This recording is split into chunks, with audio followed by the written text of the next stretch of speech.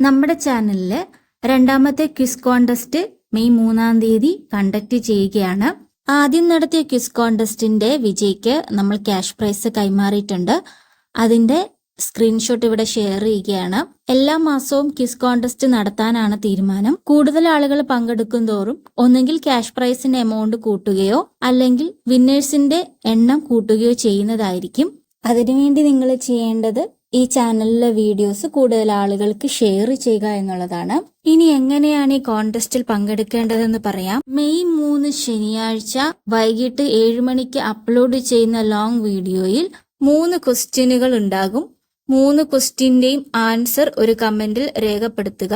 കമന്റ്സിൽ നിന്നുമായിരിക്കും വിന്നറിനെ തിരഞ്ഞെടുക്കുന്നത്. മെയ് 14-ാം തീയതി വരെയാണ് സമയമുള്ളത്. മെയ് 15-ാം തീയതി വിന്നറിനെ അനൗൺസ് ചെയ്യും.